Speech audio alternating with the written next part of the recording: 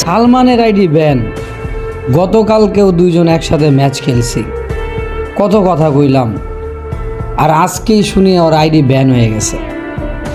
তো অনেকেই এই বিষয়টা নিয়ে কিন্তু অনেক ধরনের কথাবার্তা বলতেছো টপ টুতে ছিল, হ্যাক লাগাইছে, হ্যান ত্যান নানান ধরনের কথাবার্তা। তো আমি আসলে কেন বিশ্বাস করব না, কারণ হইলো ভাই, আইডিটার দাম মিনিমাম 3 থেকে 4 লাখ টাকা দাম এবং গোল্ডেন ইপির আইডি।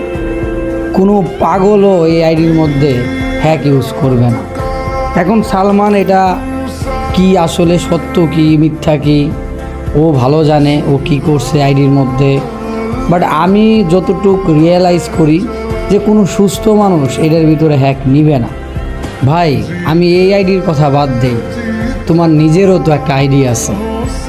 এখন এই আইডিটা তোমার হয়তোবা গোল্ডেন ইপি না এবং প্রাইম লেভেল 8-এরও না, বাট তোমার কাছে কিন্তু অতি মূল্যবান, কারণ এই আইডিটা তুমি খেলো, এটা তোমার ইমোশন। এই আইডির মধ্যে তোমার অনেক কষ্টের টাকা আছে, অনেক পরিশ্রম আছে। ভাই টাকার হিসাবটা বাদ দাও না, এই যে আইডির মধ্যে এত পরিশ্রম করে একটা লেভেলে নিছো এবং খুব যত্ন করে তুমি খেলছো, তুমি কি চাইবা এই আইডির মধ্যে হ্যাক লাগাইবা? কখনোই চাইবা না।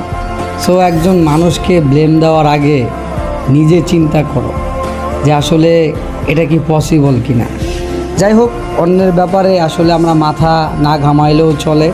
সবচেয়ে বড় কথা হয়েছে কি জানো, এই ধরনের আইডি প্রত্যেকটা ফ্রি ফায়ার প্লেয়ারের একটা ড্রিম, একটা স্বপ্ন।